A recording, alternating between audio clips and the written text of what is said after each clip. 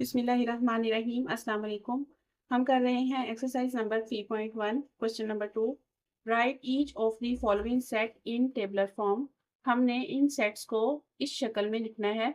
Start करेंगे part number 1 से। Part 1 में हमारे पास है x such that x is a multiple of 3 and x is less than और इक्वल टू 36। तो सबसे पहले तो हम स्टार्ट कर देंगे, मल्टीपल्स ऑफ 3 लिखेंगे। 3 1 is 3, 3 2s are 6, 3 3s are 9, 3 4s are 12 और ये जा रहा है कहाँ तक? इक्वल है 36 के। तो हम यहाँ पे ऐसे डॉट्स लगा देंगे, इसका मतलब है कि ये इसी पैटर्न से चल रहा है। और यहाँ पे हम लिख देंगे 36 क्योंकि x को कहा गया है कि इक्वल है 36 के, छोटा है या बराबर है 36 के। तो ये हमारा आंसर है। पार्ट 2 है x such that x is element of real number. आप रियल नंबर्स को जाहिर करता है and 2x plus 1 is equal to 0। अगर हम 2x plus 1 is equal to 0 इसको सॉल्व करें, 2x plus 1 is equal to 0। 1 है, ये इक्वेशन के दूसरी तरफ जाएगा तो -1 बन जाएगा। 2 यहाँ पे मल्टीप्लाई हो रहा है, उस तरफ जाएगा तो ये डिवाइड हो जाएगा। तो इस तरह से हमारे पास आ रहा है x is equal to -1/2। Real numbers में तमाम नंबर्स आते हैं जिनमें माइनस भी होंगे, प्लस भी होंगे, रैशनल नंबर भी होंगे, इरेशनल नंबर भी होंगे, यानी कि रियल नंबर्स हर किस्म के नंबर्स को जाहिर करता है। तो क्योंकि ये बिलोंग करता है रियल नंबर से और हमारे पास इसका आंसर आ गया है -1/2, तो उसको हम इस तरीके से लिखेंगे -1/2।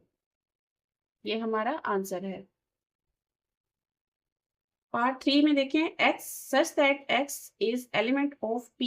p प्राइम नंबर को जाहिर करता है। प्राइम नंबर्स वो नंबर्स होते हैं जो सिर्फ अपने आप से डिवाइड होते हैं, वो किसी दूसरे नंबर से डिवाइड नहीं होते, जैसे कि 2 3 5 ये वो नंबर्स हैं जिन्हें कोई और नंबर डिवाइड नहीं करता।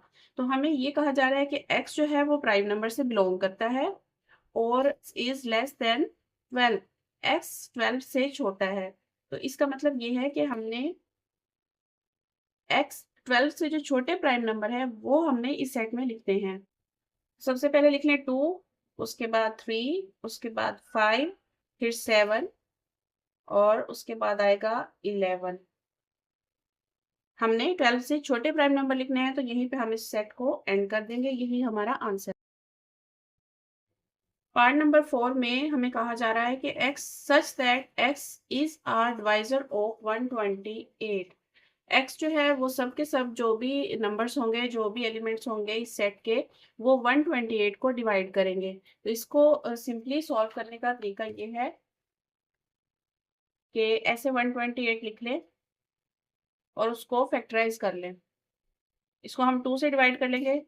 2 6 are 12, 2 4 16, 2 3 are 6, 2 2 are 4, 2 1 is 2, 2 6 are 12, 2 8 are 16, 2 4 are 8, 2 2 are 4, 2 1 is 2। तो इस तरह से हमारे पास जो नंबर्स आ रहे हैं वो है 2 4 8 16 32 64 एंड 128। सब नंबर्स 128 को डिवाइड करते हैं तो यही हमारे सेट का हिस्सा बनेंगे। हम यहाँ 1 से स्टार्ट करेंगे इसको, उसके बाद 2 लिखेंगे, 4 8 और इसी तरह से ये सब तरतीब के साथ लिख देंगे। सबसे पहले हमारे पास है 1, उसके बाद है 2, उसके बाद है 4 8 16 32 64 128। तो ये हमारा आंसर है। पार्ट 5 को सॉल्व करेंगे। x such that x is equal to 2, यानी कि 2 फिक्स है और उसकी पावर है n। n चेंज हो रही है, ये मैंने पार्ट 1 में आपको समझाया था कि जो पावर चेंज हो रही होती है और सिलसिले को आगे बढ़ाने का सबब बन रही होती है उसको हम n से जाहिर करते हैं। उसके बाद इस n को मजीद एक्सप्लेन किया गया है कि n बिलोंग करता है नेचुरल नंबर से and n is less than 8 और n छोटा है 8 से। तो इसको सॉल्व इस तरीके से करेंगे हम, क्योंकि हमारे पास 2n है और n जो है वो नेचुरल नंबर है। नेचुरल नंबर स्टार्ट होते हैं 1 से, तो इसका मतलब ये होगा कि पहला जो हमारा नंबर होगा वो 2 की पावर 1 की शक्ल में होगा, यानी नेचुरल नंबर 1 से स्टार्ट होते हैं। तो ये 1 से स्टार्ट होगा तो हमारे पास आ जाएगा 2 और फिर हम इसको लिखेंगे 2 तो ये आ जाएगा हमारे पास 4। और उसके बाद हम इसको चेंज करते हैं, नेचुरल नंबर 1 2 3 तरतीब से चलते हैं, तो ये हो जाएगा 8। उसके बाद 4 कर लें तो ये हो जाएगा 16। उसके बाद इसको 5 कर लें तो ये हो जाएगा 32। 6 पे ये हो जाएगा 64 और 7 पे ये हो जाएगा 128 और स्टिल में हमारे लेस देन 8। एन जो है वो 8 से छोटा है, तो 8 से छोटा 7 तक ही होगा, हम 8 नहीं लिख सकते क्योंकि इक्वल का निशान उसमें नहीं है, इक्वल टू नहीं कहा गया। ये हमारे नंबर्स हैं जो कि हमारे सेट में आएंगे, तो इनको हम तरतीब से लिख लेंगे। 2 4 8 16 32 64 128। ये हमारा आंसर है। वो बिलोंग करता है नेचुरल नंबर से और उसके साथ ही हमें एक इक्वेशन दी गई है। तो हम सबसे पहले तो इस इक्वेशन को सॉल्व कर लेंगे। x plus 4 is equal to 0। अगर हम इसको सॉल्व करें और 4 को इक्वेशन के दूसरी जानिब ले जाएं तो ये हो जाएगा -4।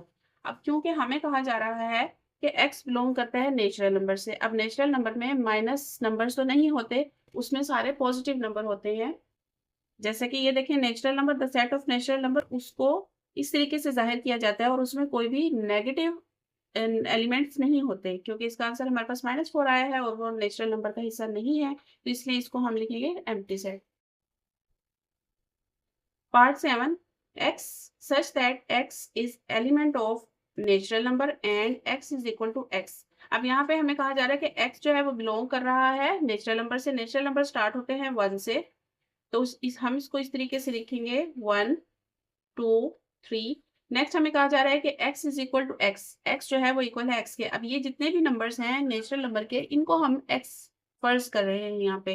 तो क्योंकि ये कहा गया है कि इक्वल है x के, तो नेचुरल नंबर क्योंकि लामहदूद होते हैं और उसके सबके सब एलिमेंट्स ही x फर्ज किए जाएंगे, तो क्योंकि ये x के ही इक्वल कहा जा रहा है यहाँ पे हमें कि x इक्वल होगा x के, तो इसको हम इस तरीके से डॉट्स लगा देंगे। इसका मतलब है कि 1 2 3 इसी तरतीब से ये सेट चलता जा रहा है और ये रुकेगा नहीं, और ये यही हमारा आंसर होगा।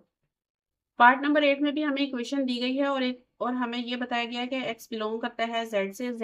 z इंटीजर्स को जाहिर करता है जो कि 0 से स्टार्ट होते हैं और नेगेटिव और पॉजिटिव दोनों तरह के नंबर्स इस सेट में मौजूद होते हैं।